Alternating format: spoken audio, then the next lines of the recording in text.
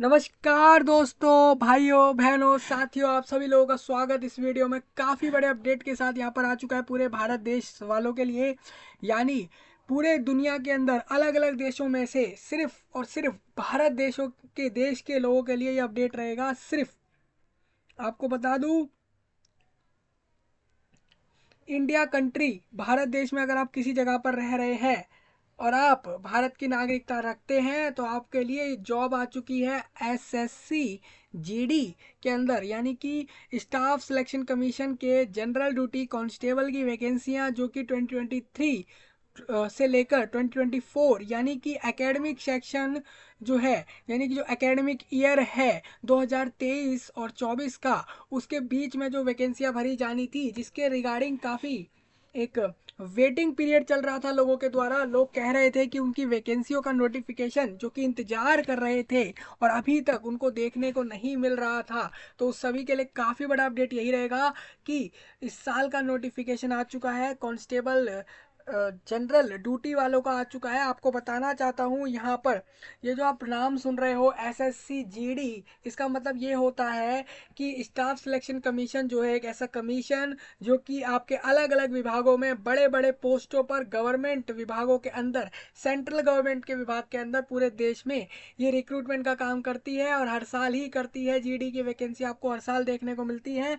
ये वैकेंसी के regarding qualification क्या रहती है, इसके अलावा सैलरी, एलिजिबिलिटी, क्वालिफिकेशन, और इसमें सिलेक्शन प्रोसेस क्या होता है इस जॉब का, और इसमें एग्ज़ाम पैटर्न क्या रखते हैं, और कितनी वैकेंसियां किस कैटेगरी में और किस फोर्स में देते हैं, वो सारी जानकारी आपको पता होनी काफ़ी ज़रूरी होती है। क्योंकि आप लोग जानते ही हैं, आप इसमें अप्लाई करते समय आप फोर्स की प्रेफरेंस भी अपने हिसाब से तय करते हैं कि आपको कौन से फोर्स में जाना है। यानी कि काम काम तो आप देख लीजिए, पोस्ट का नाम सेम ही है, कांस्टेबल जीडी, लेकिन वो अलग अलग जगहों पर ऑपरेट कर रही हैं पूरे देश के अंदर, और वो अलग अलग विभागों में आपकी वैकेंसियां निकाली जा रही है। बीएसएफ के अंदर अलग आ रही है, बॉर्डर सिक्योरिटी फोर्स, आईटीबीपी के अंदर भी, ये सभी के सभी विभागों के अंदर जीडी की रिक्वायरमेंट रहती है। ये सभी विभाग यहाँ पर कांस्टेबल जनरल ड्यूटी पर आपको रखते हैं, आपको एक कर्मचारी के तौर पर इन पोस्टों पर रखा जाता है और आपको फिर उसके हिसाब से सैलरी हर महीने देकर आपसे काम करा लिया जाता है। तो सिंपल सा आप समझ रहे होंगे। अभी आपको सारी बातें मैं बता देता हूँ कि जो लोग भी इसके लिए सक्षम होंगे, एलिजिबल होंगे, वो अप्लाई कर सकते हैं। आपको मैं डेट्स क्लियर कर दूंगा इस फॉर्म की क्या क्या रखी गई है, जिससे कि आपको अप्लाई करने में कोई दिक्कत ना आए। इसकी एक वीडियो अलग से फॉर्म भरा के आएगी कि आपको फॉर्म कैसे भरना है, तो वो आप सेपरेट वीडियो वहाँ से देखेंगे। ये वीडियो पूरी की पूरी नोटिफिकेशन बेस्ड रहेगी। और आपको बता दूं, अभी मैंने देखा कि जो एसएससी का मेन वेबसाइट है उस पर कुछ ग्लिच आ रहा है, कुछ वहाँ पर जो है लोडिंग नहीं हो रही है नोटिसों की। तो इस चक्कर में अभी हम मेन आपको वेबसाइट पेज नहीं दिखा पा रहे हैं, लेकिन मैंने उसका लिंक फिर भी वीडियो के नीचे डाल दिया है उन लोगों के लिए जिनको भी खुद से जाकर देखनी है सारी चीज़ें, तो वहाँ से भी देख लें। लेकिन अभी हो सकता है कि आपका रात तक वो वेबसाइट पर क्लियर हो, क्योंकि वहाँ पर आज की डेट में अभी वहाँ पर करेंटली वहाँ पर काम ऐसा हो रहा है कि वहाँ पर लोडिंग में दिक्कतें आ रही हैं। स्वाभाविक सी बात है कि एसएससी की सबसे बड़ी रिक्रूटमेंट जो होती है हर साल में, वो जीडी की ही होती है। इस वजह से भी हम कह सकते हैं कि इसका कारण उसका जो है वहाँ पर लोड आ गया हो, या फिर वो कोई मेंटेनेंस हो रहा हो वेबसाइट का, कुछ भी हो सकता है। मैं इसमें कोई कारण स्पेसिफाई नहीं कर रहा। कुछ लोग बातों को पकड़ लेते हैं कि आपने ऐसा कहा इस वजह से वेबसाइट नहीं खुली, वैसा हुआ, तो ऐसा मैं कुछ भी नहीं कह रहा हूँ। मैं सिंपल बात यही कह रहा हूँ कि हो सकता है कुछ ऐसे प्रॉब्लम हो जिसके कारण अभी वेबसाइट नहीं खुल रही। आप रात तक ओपन करो, आपको खुल के मिल जाएगी। समय काफ़ी एक अच्छा खासा दिया गया है, तो आपको आज नहीं खुल रही तो कल परसों में आप आराम से अप्लाई कर सकते हो।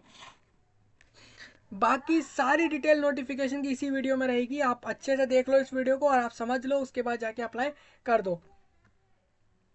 सबसे सबसे पहले आप देखो, ये आज मैं बात कर रहा हूँ 25 तारीख में, मैं आपसे जो बात कर रहा हूँ वो 25 नवंबर के दिन में बात कर रहा हूँ, और 24 नवंबर को ये नोटिफिकेशन आया। आप समझ सकते हो 2023 वाले साल के 24 नवंबर में इस नोटिफिकेशन को रिलीज करा एसएससी ने अपने वेबसाइट पे। हालांकि उन्होंने लेट नाइट में रिलीज करा था, थोड़ा आपका नाइट के समय में था, इवनिंग के टाइम पे था, थोड़ा लेट इवनिंग में, तो इस वजह से ये आपसे डिस्कस नहीं हो पाया उस समय पे, तो इस वजह से अभी हम इसको डिस्कस कर रहे हैं। कांस्टेबल जीडी क्या होता है, इस पोस्ट पे काम क्या होता है, सारी जानकारी आपको मिलेंगी, आप ध्यान से देखना। सेंट्रल आर्म्ड पुलिस फोर्सेस यानी सीएपीएफ और एसएसएफ और राइफलमैन, ये सारे राइफलमैन जीडी इन असम राइफल्स एग्जामिनेशन, आप समझिए। ये मतलब देखिए आपको दिख रहा होगा सीएपीएफ मतलब सेंट्रल आर्म्ड पुलिस फोर्सेस। मैं आपको बता दूं सेंट्रल आर्म्ड पुलिस फोर्सेस के अंदर 7 तरह की अलग अलग फोर्सें आती हैं, ध्यान से सुनो। आईटीबीपी आप जानते हो, आईटीबीपी हो गया, बीएसएफ हो गया, ये सारे जो फोर्स है ना दोस्तों, आप ये जो नाम सुन रहे हो, ये सब के सब जो आ रहे हैं वो सीएपीएफ के अंदर आते हैं, सेंट्रल आर्म्ड पुलिस फोर्स। मतलब कि ये सेंट्रल गवर्नमेंट के अंदर आ गए और ये वो सारे आर्म पुलिस फोर्सेस के अंदर आते हैं। अब इसमें फोर्सेस क्यों बोल रहे हैं हम, क्योंकि अलग अलग है, बीएसएफ अलग है, आईटीबीपी अलग है, ठीक है। दूसरा, ये अलग अलग जगहों से ऑपरेट करते हैं भाई, इनका सबका अलग अलग काम होता है, अलग अलग जगहों पे सारे काम करे जाते हैं। एसएसएफ अलग होता है और and rifleman GD, SSF and rifleman GD भी चाहिए इनको असम राइफल्स के अंदर। 2024, अब इन्होंने 24 क्यों लिखा है, इन्होंने इसलिए 24 लिखा है क्योंकि ये 23-24 का ही रहेगा, यानी कि जो अब नया साल है, ये आप देख लेना, ये 2024 तक इसका रिक्रूटमेंट ही चल रहा होगा। चलिए हम बात करते हैं फॉर्म के डेट्स की। तो फॉर्म के डेट्स काफ़ी एक सही समय दिया गया 31/12 तक, यानी कि जो लोग भी 31 दिसंबर 2023 तक फॉर्म भरना चाहते हैं भर सकते हैं इस जॉब पर। यानी अगर हम देखें तो अगर आप इस महीने में भी अगर आप लेट हो जाते हैं तो आपके पास पूरा दिसंबर का महीना रखा हुआ है। आप अगर देखें तो आप इसमें ये चीज़ देखो कि ये सिर्फ आपका न्यू ईयर से पहले पहले तक एंड कर देंगे फॉर्म को। याद रखना कि 11 बजे तक का समय है, यानी कि आपके पास 1 घंटा कम है पूरे दिन में, लास्ट वाले दिन का 1 घंटा कम रहेगा। और ये आपसे 1 जनवरी 2024 के 11 बजे तक कह रहे हैं, आप पेमेंट भी कर सकते हो, मतलब कि पेमेंट का समय 1 दिन फालतू रखा गया है। फॉर्म करेक्शन में जो है 4 से लेके 6 जनवरी 2024 का समय मिलेगा 11 बजे तक का, 6 जनवरी में, यानी कि आप समझिए इन्होंने 3 दिन और आपको करेक्शन का समय दिया है। करेक्शन फॉर्म में क्या क्या हो सकती है वो मैं आपको इसमें दिखा दूंगा, अगर इसमें इन्होंने मेंशन करी है कि क्या क्या चीज़ें करेक्ट कर सकते हैं, चेंजेस कर सकते हैं। और एग्ज़ाम इसका फेबररी एंड और मार्च के स्टार्टिंग मंथ में लेंगे, यानी कि आप समझ लो पूरे भारत देश में ये फरवरी के आखिर में और मार्च के शुरुआत में 2024 के अंदर इस एग्ज़ाम को लेंगे। ये एग्ज़ाम कंप्यूटर पर रहेगा इस जॉब के लिए, मतलब कि इस एग्ज़ाम को आपको कंप्यूटर पे जाके देना होगा। बात करें तो government strives to have a work force with reflect gender balance and have women candidate are encourage to apply. ये गवर्नमेंट चाहती है कि वो ऐसा करे कि बैलेंस बनाकर चले जेंडर वाइज लोगों को, यानी कि कहीं ऐसा ना हो जाए कि ये मेल को ज़्यादा रिक्रूट कर रहे हैं, महिलाओं को जॉब ही नहीं दे रहे हैं सरकार में, यानी कि सरकारी विभागों में अगर ये जॉब ही नहीं देंगे महिलाओं को, तो ऐसे में भाई जेंडर बैलेंस कहाँ से हुए। आप सोचो ना कि आप मेल को जॉब दे रहे हो, फीमेल्स को नहीं दे रहे हो। तो इस वजह से इन्होंने कहा कि इसीलिए मेल फीमेल्स की भी वैकेंसियां हैं, वुमेन की भी, महिलाओं की भी वैकेंसियां आपको यहाँ देखने को मिलेंगी अप्लाई करने के लिए।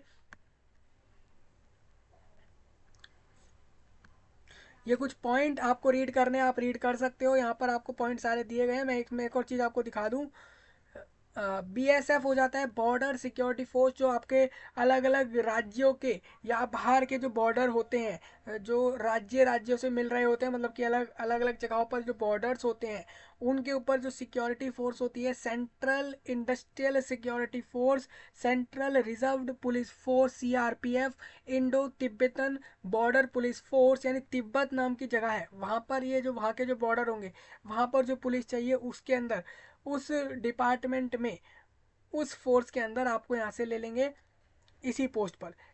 सशस्त्र सीमा बल यानी एसएसबी, सेक्रेटरीट सिक्योरिटी फोर्स यानी कि एसएसएफ, राइफलमैन, इनको जो जनरल ड्यूटी इन असम राइफल्स के अंदर चाहिए, ये सारा इसी एग्ज़ाम के थ्रू आपका लिया जाएगा।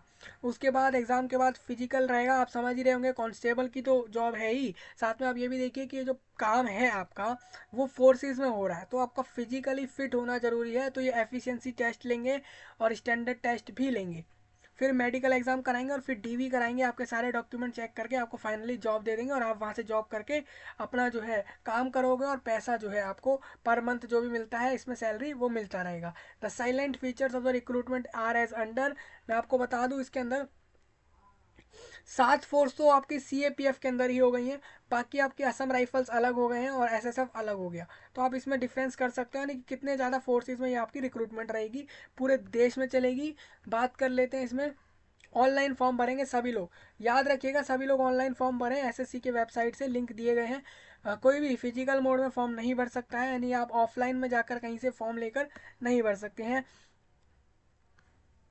एग्जाम जो रहेगा जो कंप्यूटर वाला है वो 13 रीजनल लैंग्वेज रहे। रीजनल लैंग्वेज में अलग अलग रीजन जो है आपके पूरे देश में, वहाँ पर जैसे असम के, अगर असम में जो सेंटर रहेंगे वहाँ पे असमीज के अंदर आपको क्वेश्चन पेपर मिल रहा होगा। इंग्लिश हिंदी में तो मिलेगा ही मिलेगा हर जगह पे, लेकिन असमीज में भी मिलेगा। वेस्ट बंगाल में स्पेशली बंगाली लैंग्वेज में भी क्वेश्चन पेपर को दिया जाएगा कंप्यूटर वाला, जिससे कि वहाँ के लोग आसानी से उस पेपर को कर सकें। तो एक जनरल सी चीज़ है, इसको आपको सोचने की जरूरत नहीं है कि आपके एरिया में अगर कोई एग्ज़ाम हो रहा है आपके एरिया वाइज, और वहाँ पर आपका जो क्वेश्चन पेपर रहेगा वो आपकी लैंग्वेज में नहीं देंगे, तो आप लोग कैसे अटेम्प्ट करेंगे। तो ये तो एक कॉमन सी चीज़ है, आप समझ सकते हैं। गुजराती, कन्नड़ा और कोंकणी। अब ऐसे में कुछ चीज़ें ऐसे भी हैं, लोग कहेंगे भाई 13 ही रीजनल लैंग्वेज क्यों रखी। भारत में तो वो 28 से 29 राज्य है और यूनियन टेरिटरिया भी हैं 7 से 8। तो आप ये बताओ कि आपने सिर्फ 13 रीजनल लैंग्वेज क्यों रखी। वो इसलिए क्योंकि इन्होंने समझा कि बाकी जगहों पर हो सकता है कि वो, बाकी जगह पर अगर उन राज्यों की लैंग्वेजों को यहाँ नहीं रखा गया तो उसका सिंपल कारण यही रहेगा कि वहाँ पे लोग आसानी से हिंदी इंग्लिश को जनरली प्रेफर करते हैं अपनी लैंग्वेज में, इस वजह से।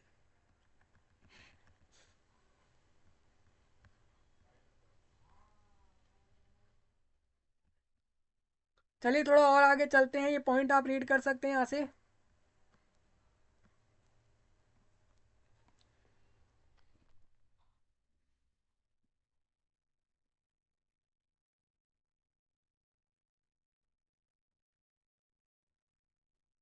सैलरी की बात कर लेते हैं। सबसे पहले सैलरी लोगों को जानना है तो सैलरी की बता देता हूँ। 21,700 रुपये से शुरू हो रही है और ये 69,100 रुपये तक आपको मिलेगी। यानी आप ये कह लो कि जनरली इसमें आपको 30,000 तो मैं एक एवरेज कैंडिडेट को एक एवरेज तौर पर मिल रही होगी। यानी कि शुरुआत में ये आपको 22,000 के करीब दे रहे होंगे पर मंथ, और ये बढ़ा बढ़ा कर एक समय पे आपको 30, 40, 50,000 तक भी देंगे हर महीने के। आपके काम के बेस पर ये डिपेंड रहेगा। तो आप ये समझ लो कि 22,000 रुपये आपको स्टार्टिंग में इनिशियल पे मिल रहा है। वैकेंसी की बात करें तो BSF और CISF और CRPF और SSB, ITBP और AR यानी असम राइफल और SSF की वैकेंसियों की बात कर देता हूँ मैं यहाँ पर कैटेगरी वाइज, महिलाओं की और पुरुषों की कितनी वैकेंसी है। तो बॉर्डर सिक्योरिटी फोर्स BSF के अंदर अनुसूचित जाति से 735 लोग चाहिए, अनुसूचित जनजाति से 467 लोग चाहिए, OBC से 1,000, 28 लोग चाहिए, EWS से 1,000, 25 लोग चाहिए, और UR कैटेगरी से 1,956 लोग यहाँ पर SSC को रिक्रूटमेंट के लिए चाहिए BSF के अंदर डालने हैं। यानी ये सभी लोग आपको 1,956 लोगों को डायरेक्ट उठाकर BSF के अंदर डाल देंगे, यानी BSF के अंदर आपको ये जॉब दे देंगे। 5,211 लोगों को BSF के अंदर मेल, 5,211 पुरुषों को जॉब मिलेगी BSF के अंदर इस साल में GD रिक्रूटमेंट में। दूसरा फीमेल में अगर बताऊं तो फीमेल में ये कह रहे हैं 963 लोगों को मिलेगी। अगर दोनों को कंबाइन करें तो BSF के अंदर 6,174 वैकेंसियाँ इस बार की दिख रही हैं। CISF के अंदर यहाँ पर मुझे दिख रही हैं 11,025 वैकेंसी दिख रही है। CISF के अंदर सबसे ज़्यादा वैकेंसी है भाई। इसके बाद अगर कंपेयर करें तो इसके बाद मुझे BSF के अंदर दिखती है, और उसके बाद मुझे यहाँ पर थर्ड नंबर पर CRPF के अंदर ज़्यादा वैकेंसियाँ दिखती हैं, जो 337 नंबर वैकेंसीज हैं। 3,337 वैकेंसी यहाँ पर मुझे दिख रही हैं, जिसके अंदर सिर्फ 31 महिलाओं को लिया जाएगा। आप देख लो CRPF में, और टोटल 3267 छियासठ 3266 CRPF के अंदर सिर्फ और सिर्फ पुरुषों को, मेल को भर दिया जाएगा वैकेंसियों वाइज। आप कैटेगरी वाइज यहाँ से जरूर समझना। SSB की भी वैकेंसी आप देख सकते हो। ITBP में भी काफ़ी बड़ी रिक्रूटमेंट है। अगर किसी को चांस लेना है तो ऐसे मत आप प्रेफर ये मत सोचना कि यार जहाँ ज़्यादा वैकेंसी हम वहाँ जाएंगे। आप सारे रिसर्च करो, इन सबके बारे में जानो, जो आपको अच्छा लगे उसके अंदर जाओ। सिर्फ सैलरी मत देखो, आप ये भी देखो, लोकेशन देखो, कहाँ कहाँ पे ये चीज़ें ऑपरेट करती हैं, किस किस जगह पर ऑपरेट करती है, कैसे कांस्टेबल GD में काम होता है, कौन सी पोस्ट बढ़िया है। हर जगह से रिसर्च करके ही उसके बाद आप उसमें अपना इंटरेस्ट दिखाओ, क्योंकि जॉब आप ही के लिए रहेगी तो आप ही को करनी है। तो आप अपनी ही मर्जी पर, अपने ऊपर ही इस चीज़ को डिपेंड करके चलना। टोटल वैकेंसी यहाँ पर 26,146 है। इस बार की वैकेंसियों के नंबर कोई पूछ रहा है तो मैं इस बार यहाँ पे बड़ा सा लिख देता हूँ, 126,146। ये वैकेंसी आपको दिख रहा होगा, मैंने लिख दिया है। देखो ये वैकेंसी आपकी यहाँ पर दिख रही होंगी, इतनी वैकेंसी आपको इस बार दी गई है इस रिक्रूटमेंट के अंदर, यानी 26,146 लोगों को यहाँ से जॉब कंफर्म्ड मिलेगी। अब अभी कुछ लोग ये कहेंगे भाई इस बार की वैकेंसी काफ़ी कम दिख रही है, वो मुझे भी दिख रहा है भाई, काफ़ी कम वैकेंसियाँ हैं। अगर हम देखें तो पिछली बार तो 50,000 करीब वैकेंसी इन्होंने भरवाई 2022 में, और उसके पीछे इनकी अलग वैकेंसियाँ थी, वहाँ कम थी। और ये इस तरीके से ग्राफ चल रहा था। कुछ लोग अभी, आप एक फेक नोटिस भी आया था कुछ हफ्ते 1 वीक पहले, तो मैंने कहा अभी इसका कुछ कंफर्म नहीं है, इसको डिस्कस करें ना करें, कुछ समझ नहीं आ रहा था उसको देखकर, क्योंकि ऐसा, क्योंकि वो फेक ही था और ऊपर से एसएससी ने अपने वेबसाइट पर कुछ के उसके रिगार्डिंग अपडेट नहीं दिया था, इसलिए मैंने उसको आपके साथ डिस्कस नहीं किया था। अभी भी अगर हम देखते हैं तो ये तो बिल्कुल ट्रस्टेड नोटिफिकेशन है, एसएससी ने अपने वेबसाइट पर दिया है, इसका मतलब यही नोटिफिकेशन आपका है और यही वैकेंसी आपकी है। अभी इसमें कुछ लोग कहेंगे क्या ये फाइनल वैकेंसी है, तो मैं कह रहा हूँ ये बिल्कुल फाइनल वैकेंसियाँ नहीं है, क्योंकि ये वैकेंसियाँ चेंज होंगी हर साल, बढ़ाई घटाई जाती हैं वैकेंसी, हर 2-3 महीने बाद इन वैकेंसियों को चेंज कर दिया जाता है जैसी उनकी ज़रूरतें होती हैं अपनी अपनी फोर्सों में। तो आप ये समझ लो कि इस बार की वैकेंसी आप 30,000 मान सकते हो, 26,000 तो इन्होंने दे दी हैं, आप इसको अगर इंक्रीजिंग में मान रहे हैं, इंक्रीजिंग फैक्टर है, तो 30,000 प्लस इसको मानो। और अगर ये घटती भी है, मेरे को लग नहीं रहा घटेंगी, घटेंगी भी तो मिनिमम कितनी जाएंगी, 2-4 हज़ार घट जाएंगी, इतनी ही जाएंगी, उससे नीचे नहीं जा रही, मतलब कि 20,000 से तो कन्फर्म लोगों को यहाँ से जॉब मिलने ही वाली है। लेकिन और 30,000 से ऊपर लोगों को जॉब मिलेगी तो उसके चांस 50-50 हैं, और जो इन्होंने वैकेंसी दी है इसके चांस मैं ऐसा कह सकता हूँ कि ये तो आप मान ही लो कि इतनी वैकेंसी हो जाए कि शायद ये लोग भर के आपको ये जॉबें दे दें। तो आप कैटेगरी वाइज महिला और पुरुष सभी लोग समझ लेना यहाँ से बाकी वैकेंसियों को।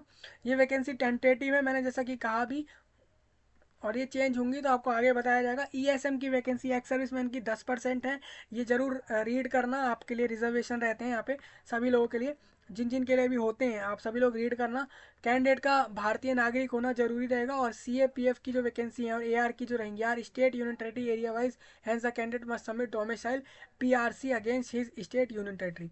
चलिए भाई, एक चीज़ उन्होंने क्लियर कर दी, मतलब कि जहाँ जो भी लोग सीएपीएफ वैकेंसी जो आपको सीएपीएफ के अंदर दिख रही हैं, और AR are state union territory area wise hence a candidate, तो जो लोग भी असम राइफल्स की वैकेंसियों को ले रहे हैं और सेंट्रल आर्म पुलिस फोर्सेस की वैकेंसियों को ले रहे हैं, उनको मैं क्लियर यही कहूँगा कि उनकी जो भी वो जिस भी राज्य में रह रहे हैं, यूनियन टेरिटरी या किसी भी एरिया में रह रहे हैं, तो अपने ही एरिया की वैकेंसी को वो ले सकते हैं डोमिसाइल जमा करके, कि वहाँ की आपके पास नागरिकता है, कि आप उस राज्य में रहते हैं या उस यूनियन टेरिटरी में रहते हैं, वहाँ का वो सबमिट करके आप वहीं की वैकेंसी लेंगे। सपोज कोई कैंडिडेट मान लीजिए पंजाब का है, और पंजाब के अंदर उसको असम राइफल की वैकेंसी चाहिए, तो पंजाब की डोमिसाइल लगा के वहीं की वैकेंसी लेगा कैंडिडेट, मेल फीमेल दोनों ही।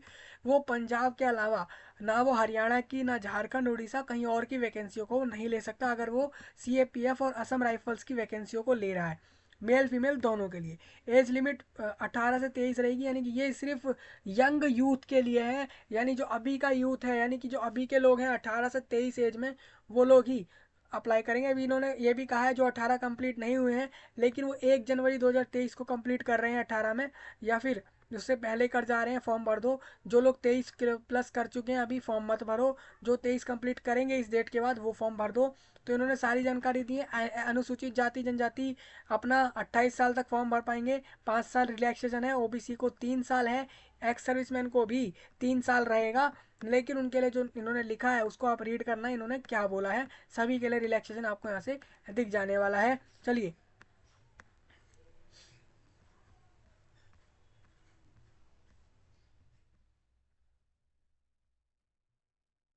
सर्टिफिकेट जरूर दिखा देना सभी लोग, कास्ट वाले, जब आप लोगों को कोई जॉब मिल रही हो तो आपको वहाँ पे कास्ट सर्टिफिकेट जरूर दिखाने हैं, जिससे कि वो प्रूफ हो सके कि जो भी आप फॉर्म में कास्ट बता बता रहे थे वह आपकी कास्ट है।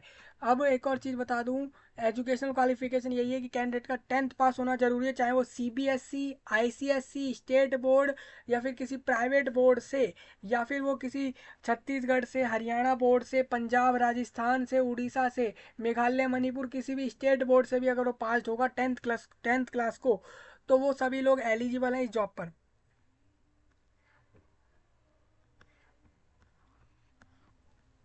अभी कुछ लोग ऐसे भी होंगे जो 10th क्लास कर रहे होंगे, ठीक है। तो अभी आपका अगर 1 जनवरी 2024 से पहले पहले अगर आपका रिजल्ट आ जा रहा है तो आप लोग भर दो फॉर्म को, और अगर नहीं आता है तो आप लोग अभी मत भरो, आप अगले अगले वाले में आओगे, अब अगले वाले जीडी में आओगे, इस वाले में नहीं आओगे।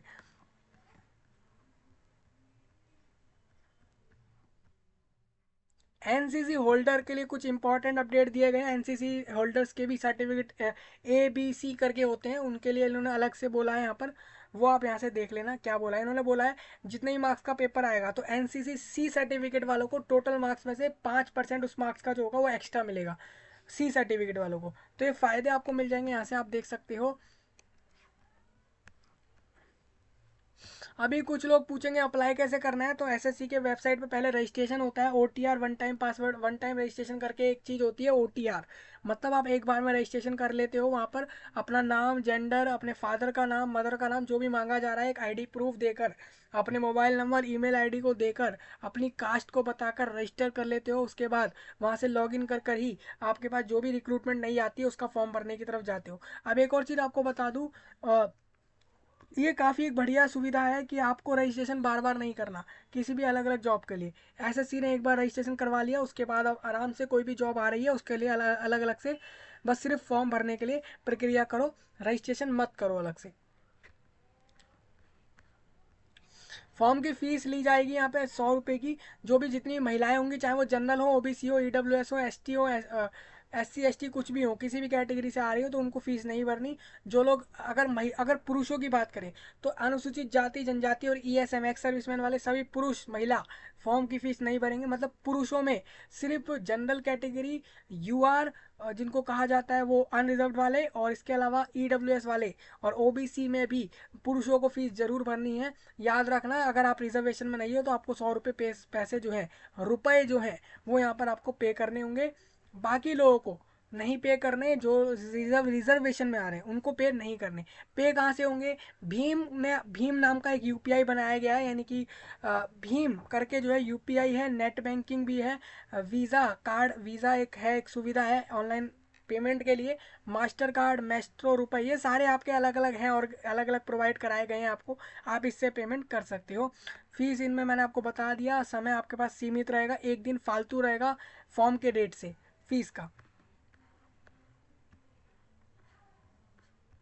करेक्शन के लिए इन्होंने बता दिया है, आप किस चीज़ में करेक्शन कर सकते हो, इन चीज़ को रीड करना। अगर आप अभी यहाँ से आप रीड नहीं करते हो और आप फिर जाते हो बाद में कहते हो कि भाई करेक्शन में हमें इस चीज़ की करेक्शन करने को नहीं मिल रही, तो वो फिर आपकी गलती होगी क्योंकि आपने नोटिस में नहीं देखा कि आप हर चीज़ में नहीं करेक्शन कर सकते, सिर्फ कुछ चीज़ों में ही करेक्शन कर सकते हो। ये चीज़ हर बार होती है। सेंटर एग्जाम की बता देता हूँ कहाँ कहाँ रहेंगे।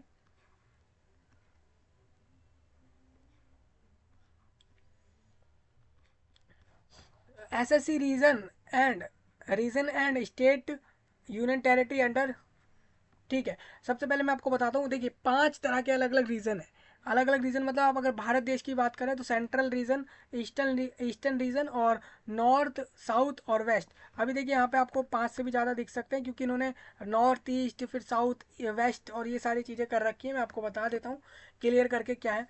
जो आपका सेंट्रल रीजन है ना भारत देश का, उसमें आपका बिहार और उत्तर प्रदेश आ रहा है। यानी आप ये समझो आपके बिहार और उत्तर प्रदेश राज्य में भागलपुर, दरभंगा, मुजफ्फरपुर और पटना, पूर्णिया, आगरा, बरेली, गोरखपुर, झांसी, कानपुर, लखनऊ, मेरठ, प्रयागराज और वाराणसी जैसी जगहों पर एग्जाम सेंटर होंगे।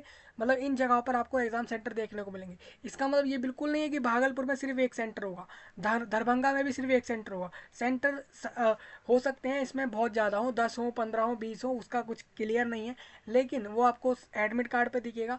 लेकिन इन जगहों के अलावा इन स्टेटों में सेंटर और जगहों पे नहीं होने वाले हैं। ये चीज़ यहाँ से आपको क्लियर रहेगी, जिससे कि आप ये समझ पाओगे कि आपके राज्य में, आपके ही ज़िले में या आप ही के आसपास के ज़िले में एग्ज़ाम है या नहीं। अगर नहीं है तो आप अपने पास जो इन इन सेंटरों में से पास पड़ रहा है, इन जगहों पे, इन सिटीज़ में पास पड़ रहा है, आप वहाँ जाकर एग्ज़ाम देने वाले हो अपनी सुविधा के लिए। और इनके ऐसा नहीं है, एसएससी के हर जगह वो जो है रीजनल ऑफिस बने हुए हैं। अगर एसएससी की बात करें तो उनका एक हेड ऑफिस तो है ही, बाकी वो पूरे देश में भी अलग अलग जगहों पे ऑपरेट कर रहे हैं। आपको बता दूं, देश में भी अलग अलग राज्य में उन लोगों ने अपने अपने ऑफिस बना रखे हैं। आपको बता दूं, बिहार और उत्तर प्रदेश का जो रीजनल ऑफिस है वो 34 number A block Mahatma Gandhi मार्ग सिविल लाइंस केंद्रीय सदन प्रयागराज में बनाया गया है, यानी उत्तर प्रदेश राज्य की जगह पर है ये। Eastern region, Andaman and Nicobar island, Jharkhand और आपका उड़ीसा, ईस्टर्न रीजन में ये सारी जगहें आती है। ये कुछ यूनियन टेरिटरी और कुछ राज्यों के नाम आपको दिख रहे होंगे सेकंड नंबर वाले सीरियल में, जिसमें आपको दिख रहा है पोर्ट ब्लेयर, रांची, बालासोर और बरहमपुर जो उड़ीसा के अंदर जगह है, भुवनेश्वर और कटक और देन धेन के नल और राउरकेला और संबलपुर, गंगटोक और बर्डवन बुडवन और कोलकाता, सिल्लीगुड़ी और कल्याणी नाम की जगहों पर ये सेंटर आपको दिखेंगे। तो आप, मैं समझता हूँ आप सभी लोग कर्नाटका केरला वाला भी देख लेना, मध्य प्रदेश और नॉर्थ ईस्टर्न और north west, south south region और वेस्टर्न रीजन, यानी कि पूरे देश में इसका एग्ज़ाम रहेगा। और ये हर साल ही होता है, इस बार कुछ अनोखा या कुछ ऐसा नहीं है कि ये नया ले रहे हैं, ये हर बार ही रहता है। हर बार ही आप देखेंगे तो यहीं पर सेंटर आपके होते हैं।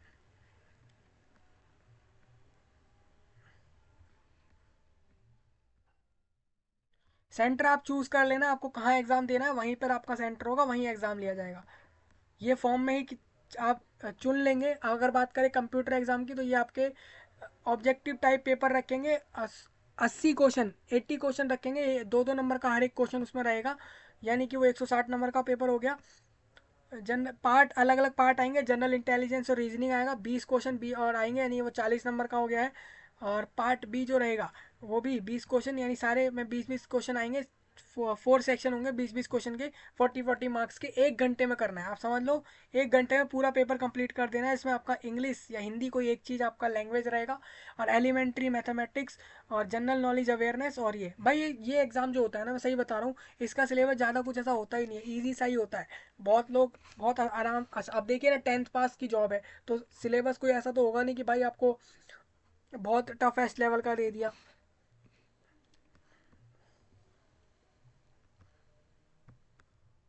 नेगेटिव मार्किंग होती है यहाँ पे, जैसे कि आपको बता दूं,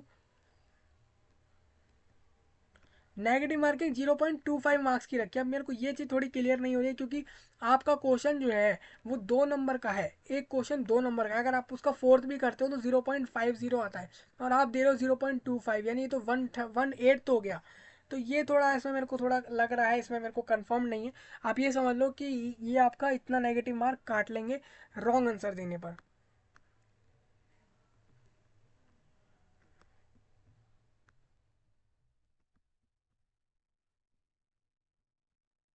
10th लेवल का ही क्वेश्चन मिलेंगे, 10th लेवल के, उसके ऊपर नहीं जाएंगे। 12th लेवल या ग्रेजुएशन लेवल तक के आपके सिलेबस के पैटर्न में, और आपके जो हार्डनेस है या लेवल जो है क्वेश्चन पेपर का, उसको उस लेवल का नहीं ले जाने वाले।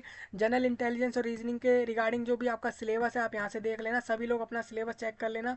पीईटी के रिगार्डिंग आप यहाँ से चेक कर लेना, पीईटी में क्या हो रहा है, पीएसटी में क्या हो रहा है। पीईटी में क्या होगा वो मैं आपको बता देता हूँ।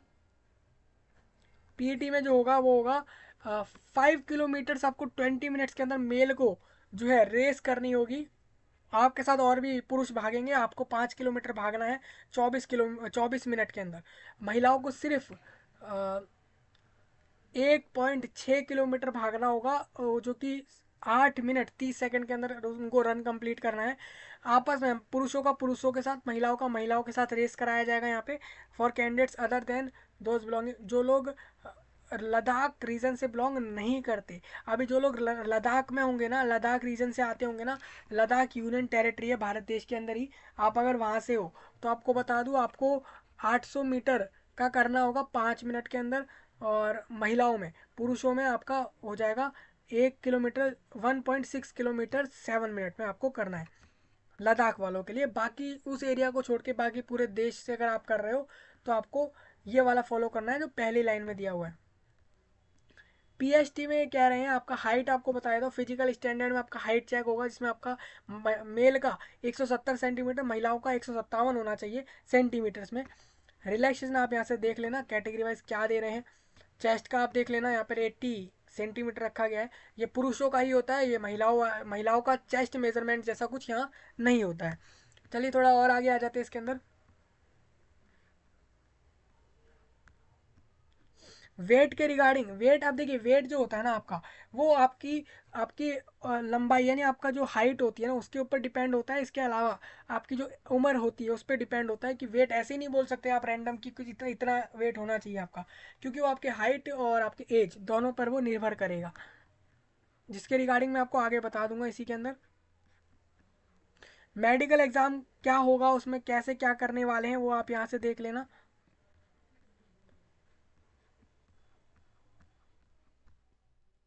अभी देखिए फॉर्म आपको ये बोला गया है आप डीवी के समय भी और जब आप फॉर्म अप्लाई कर रहे हो उस समय में भी आप दोनों टाइम पे अपना जो है एक वैलिड आईडी प्रूफ भी रखेंगे। फॉर्म के समय में भी एक आईडी प्रूफ लगाएंगे, आधार कार्ड ये सब। अभी कुछ लोग ऐसे भी होंगे कहेंगे भाई हमें तो अभी पता लग रहा है कि हमारे पास एक आईडी प्रूफ होना भी जरूरी है भारत देश में, ऐसे लोग भी होते हैं। तो आपको मैं सिंपल यही कहता हूँ, या तो आप अप्लाई कर दो एक आईडी प्रूफ में, या फिर यहाँ पर आप देखो तो आप कोई भी एक ऐसा गवर्नमेंट का एक आईडी कार्ड लगा दो जिस मतलब कि जो गवर्नमेंट ने इशू करा हो, आपका उस पर फोटो और नाम हो वो वाला, तो आपका यहाँ वो एक्सेप्ट रहेगा। मोड ऑफ सिलेक्शन में सिंपल है, computer exam, PST, PET, medical और डीवी। उसके बाद ये सारा कुछ हो जाने के बाद आपको यहाँ से जॉब मिल रही होगी। कट ऑफ मार्क्स की बात करते हैं। कट ऑफ मार्क्स यहाँ पर ये रहेगा, कंप्यूटर बेस्ड एग्जाम में आपको 30% मार्क्स, अगर आप देख रहे थे 80 क्वेश्चन यानी 160 में से जो भी कैंडिडेट 160 में से अगर आप 30% निकाल लो तो यानी कि 48 48 प्लस मार्क्स जो भी लोग लाएंगे वो यूआर कैटेगरी से एलिजिबल हो जाएंगे। अपने पीएसटी और पीईटी के लिए ओबीसी ईडब्ल्यूएस से 25% मार्क्स लाने वाले और अदर कैटेगरी वाले 20%, यानी कि अगर वो अनुसूचित जाति जनजाति हैं तो वो सभी लोग 20% भी लाते हैं, यानी अगर वो 160 में से वो अगर सिर्फ 32 नंबर भी लाते हैं तो वो सभी लोग क्वालिफाइड मांगे माने जाएंगे नेक्स्ट स्टेज के लिए।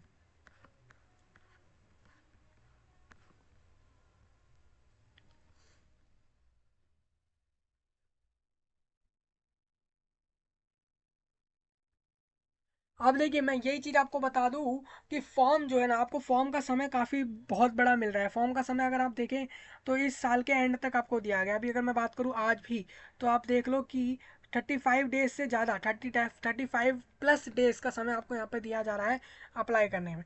तो आप ये समझ लो, अगर आपको प्रेफरेंस देनी है तो आपको बताना है कि आपको वहाँ पर उन्होंने ABCD करके BSF और CISF के नाम रखे हुए हैं फॉर्म के अंदर। तो आपको करना है कि आपको प्रेफरेंस बतानी है कि आपको BSF में जाना है, CISF में जाना है, CRPF में जाना है, जिसमें भी आप इसका क्या करोगे एक प्रेफरेंस पहले आप इसका देखो, अच्छे से रिसर्च करो थोड़ा ऑनलाइन में इसका और रिसर्च करो कि क्या हो सकता है इस पर, फिर उस हिसाब से आप अपना प्रेफरेंस दो। इसमें कोई भी मिस्टेक मत करना क्योंकि ये प्रेफरेंस के हिसाब से ही आपको जॉब देंगे। आपकी परफॉर्मेंस तो देखेंगे ही एग्जाम में, वो सारा प्रोसेस तो रहेगा ही, पीईटी पीएसटी और मेडिकल और डीवी वगैरह वो सब तो होगा ही। इसके अलावा फॉर्म के प्रेफरेंस के हिसाब से ही आपको एंड में जॉब मिलेगी। अगर आपने जो यहाँ प्रेफरेंस दे दी वही आपकी फाइनल रखी जाएगी, इस बात का सभी लोग ध्यान रखें।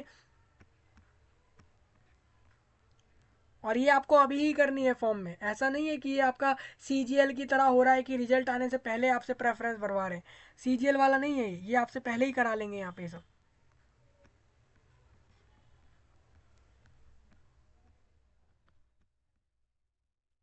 अब टाई केस कैसे सॉल्व होंगे वो आप यहाँ से देख लेना। टाई केस वो रहेगा, सपोज आप और आपके साथियों में आपके कॉम्पिटिटर वाले लोग जो भी होंगे वो और आपके सेम मार्क्स आ रहे हैं, तो ये किसको आगे निकाले भाई, किसको आपको लिस्ट में किसको रैंक ऊपर दें।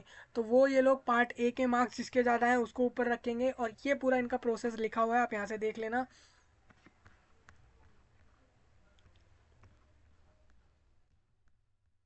ये इंपॉर्टेंट इंस्ट्रक्शन रहते हैं आप सभी के, जो ये पूरा टेबल में बनाकर डाला गया है वो सारे आप रीड करना।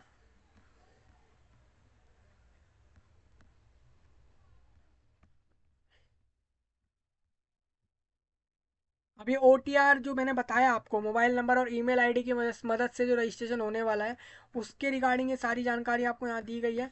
आप यहाँ से देख सकते हो, मैं इसमें स्क्रीनशॉट भी यहाँ पे दिए गए हैं आपको, कैसे आपको करना होगा, आप ये देख लो सारा।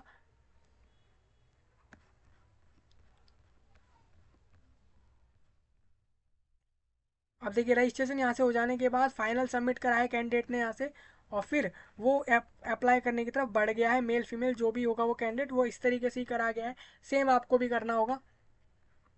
अभी किसी को डॉक्यूमेंट अपलोड करने में कोई प्रॉब्लम है, उसका वीडियो अलग है, आप वहाँ जाके देखो उसको। ये फॉर्म भर के बताया गया है कैसे भरा जाएगा, क्या क्या जानकारियाँ दी जाएंगी आपके द्वारा इधर। फोटो इसमें आप देख लेना, फोटो इस तरीके का होना चाहिए, ये वाले आप मत रखना जो इन्होंने बाकी दिए हैं। जैसे इसमें आप देखो कि कैंडिडेट के पीछे एक ग्रीन सा स्क्रीन सा आ रहा है और कैंडिडेट की शक्ल ही नहीं आ रही, एक्स्ट्रा कलर हो गए यहाँ पे, आप दिख रहा होगा आपको। ये कुछ ज़्यादा ही क्लोज आ गई है फोटो कैंडिडेट की। कैंडिडेट ने यहाँ पर टोपी, हैट जो है वो पहन लिया है, कैप जिसको आप कह रहे हैं, और कैंडिडेट ने फोटो अपनी ब्लर कर दी है। तो ये सब चीज़ों से बचें, सिंपली इस तरीके की फ़ोटो रखें, पीछे मान लीजिए वाइट बैकग्राउंड रखें, तो जनरली यही प्रेफर करा जाता है। बाकी आपकी शक्ल और आपका जो थोड़ा सा बॉडी पार्ट, जो अपर बॉडी पार्ट वो आ जाए फोटो के अंदर, इतना आप रखना, जिससे कि और ज़्यादा क्लोज मत करना। सिंपल सा है। आपके पास फोटो रिसेंट का भी होगा, आप अप्लाई कर दें, अपलोड कर देना। नहीं है तो आप अलग से भी इसका फ़ोटो लेकर आप अपलोड कर सकते हो अपना। सर्टिफिकेट की बात कर लेते हैं। डिफेंस पर्सोनल का सर्टिफिकेट रहेगा। ये सर्टिफिकेट आपसे इसीलिए मांगा जाता है, अगर कोई एक्स सर्विस मैन है तो वो भी अपना एक फॉर्म लगाएंगे अपने फॉर्म के अंदर, अपने अप्लाई करते समय, कि हम एक एक्स सर्विस मैन हैं और हमें अब इधर जॉब चाहिए GD के अंदर। तो वो इसी से जाते हैं, वो ऐसे ही नहीं चले जाएंगे, उनको भी सारी जानकारियाँ देनी पड़ेंगी अपनी। SC ST को भी अपनी जानकारी फॉर्म के थ्रू देनी पड़ेंगी कि मैं इस कास्ट से हूँ और मुझे ये जॉब चाहिए, मैं महिला हूँ, पुरुष हूँ और मेरा नाम ये है, जो भी हूँ वो आप सब बता के ही सारी जानकारियाँ वहाँ दे रहे होंगे। OBC वाले अपना फॉर्म देख लो, सभी लोगों के लिए यहाँ पे, EWS वालों का भी दिया है। अब इसके बाद एक और फॉर्म था यहाँ पे,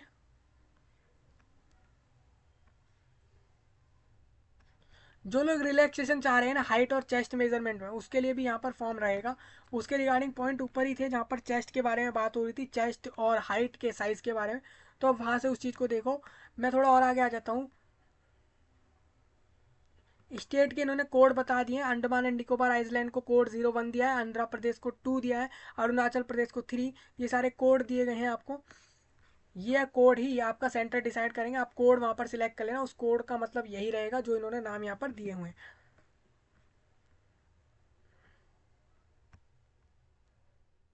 हाँ, अब इसमें क्या है, list of border guarding districts आपको बता देता हूँ। असम में कहाँ है, असम राज्य में जो बॉर्डर वाले जिला हैं वो कौन कौन से हैं मैं आपको बता दूँ। धुबरी और कचार, करीमगंज और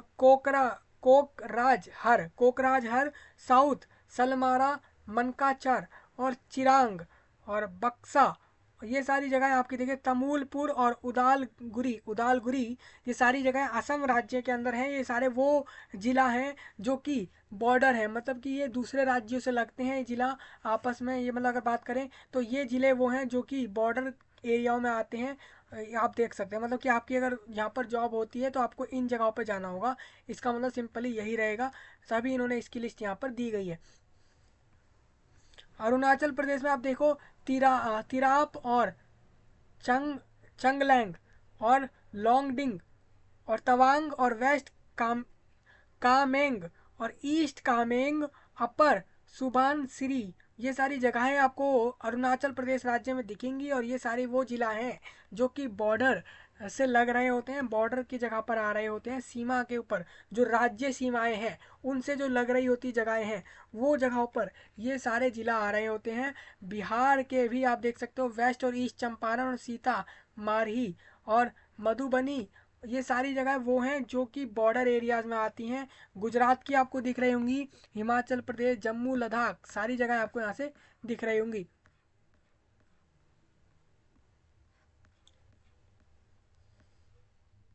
अब मैं, ये तो बॉर्डर की बात हो गई। अब लिस्ट ऑफ मिलिटेंसी और नक्सल अफेक्टेड डिस्ट्रिक्ट की बात कर लेते हैं कि किस राज्य में कितनी डिस्ट्रिक्ट्स ऐसी हैं जो नक्सल एरियाज में आ रही हैं। नक्सल एरिया में ईस्ट आंध्र प्रदेश में ईस्ट गोदावरी और श्रीकाकुलम और विशाखापट्टनम और अलूरी सीता सीथा रामा राजू और पार्वतीपुरम मनियम, और बिहार में औरंगाबाद बांका गया और जमुई कैमूर और लखीसराय मुंगेर नवादा रोहतास वेस्ट चंपारण जैसी जगहें, यानी कि 10 ऐसे जिला हैं बिहार के अंदर जो नक्सल एरियाओं के अंदर आते हैं, नक्सल अफेक्टेड डिस्ट्रिक्ट्स के अंदर आते हैं। आपको बता दूं छत्तीसगढ़ में बलरामपुर बस्तर और बिजाजपुर और दांतेवाड़ा और इसके अलावा धमतारी और दरिया गरियाबंद कांकेर और ये सारी जगहें आपकी जो हैं वो छत्तीसगढ़ के अंदर आती हैं, और ये वो जगहें हैं जो नक्सल अफेक्टेड एरियाज के अंदर आती हैं। मतलब बात करें तो टोटली सेफ जोन में नहीं है। अगर बात करें तो तभी तो आपकी सिक्योरिटी चाहिए इनको, तभी तो ये फोर्स में आपको रिक्रूट कर रहे हैं, क्योंकि आप समझिए आप ही के राज्य में ऐसी जगहें भी हैं, अभी कुछ लोगों को तो ये बात पता भी नहीं होती, आप ही के राज्य में ऐसी जगहें भी हैं जो कि नक्सल अफेक्टेड हैं, जो कि सेफ जोन में नहीं आती हैं, जिसके लिए इनको फोर्सेज रिक्रूट करके वहाँ पर भर्तियाँ करनी पड़ती हैं लोगों को, आप समझ लो। तो इसीलिए यहाँ पर वैकेंसी ज़्यादा आपको देखने को मिलती है, क्योंकि वह मजबूरी हो जाती है गवर्नमेंट की जॉब देना, क्योंकि वो नक्सल अफेक्टेड एरिया है, अगर वहाँ सेफ नहीं करा तो अंदर तो आतंक हो जाएगा राज्यों में, समझिए इस बात को। इसी वजह से ये वैकेंसी यहाँ पर आपको देखने को मिलेंगी, इसीलिए जीडी में वैकेंसी आपको ज़्यादा देखने को मिलती है, क्योंकि वहाँ सुरक्षा की बात आती है, इस वजह से ही वहाँ पर वैकेंसियाँ रिक्रूट करके जो है भरी जाती हैं। अब देख लो, आप झारखंड राज्य में ही देख लो, 16 ऐसे जिला हैं जो नक्सल अफेक्टेड हैं झारखंड के राज्य में, जिसमें आपका बोकारो और चतरा चतरा और धनबाद और दुमका ईस्ट सिंहभूम गढ़वा और गिरिधि गुमला और ये सारी जगह आपको जो लातेहार और ये सारी पलामू रांची, ये सारी जगहें वो हैं जो नक्सल अफेक्टेड में आ रही हैं। केरला में भी आप देख लो, यानी कि पूरा राज्य नहीं होता नक्सल अफेक्टेड, कुछ जगहें होती हैं, वो जगहों के नाम इन्होंने साफ यहाँ पे क्लियर कर दिए हैं आपको।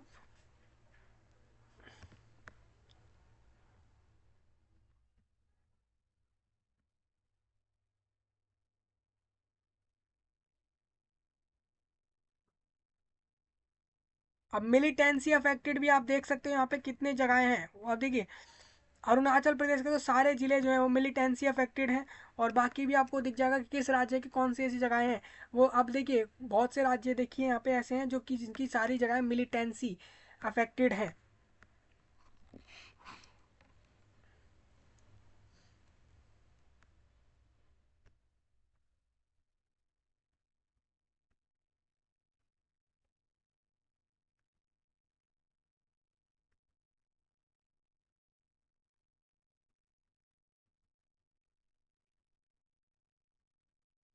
अभी इसमें एक सर्टिफिकेट रहेगा, आईडी आइडेंटिटी सर्टिफिकेट रहेगा उनके लिए, उनको यहाँ पर सबमिट करना होगा, ये बताते हुए कि for west Bengal refugee residing in the, वो लोग जो कि वेस्ट बंगाल वेस्ट पाकिस्तानी पाकिस्तान से वो अब जो है union territory of Jammu and Kashmir के अंदर या लद्दाख के अंदर है, तो उनको बताना पड़ेगा कि जो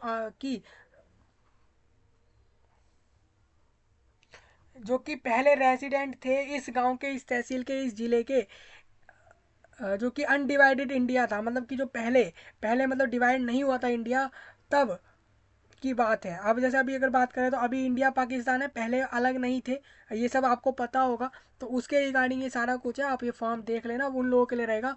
Pakistani refugee after having migrated from Pakistan during the Indo Pak conflict, जब 1947 के अंदर जो इंडो और पाकिस्तान के बीच जो कॉन्फ्लिक्ट हुए थे उस दौरान वो सभी लोग जो पाकिस्तानी रेफ्यूजी के अंदर आ रहे हैं उनको देखना होगा ये सारा कुछ। तो आपके लिए ये वाला रहेगा, मतलब आपको भी जॉब मिलेगी अगर आप ये चीज़ कर रहे हैं। तो अब ये किसके लिए आप यहाँ से देख पा रहे होंगे,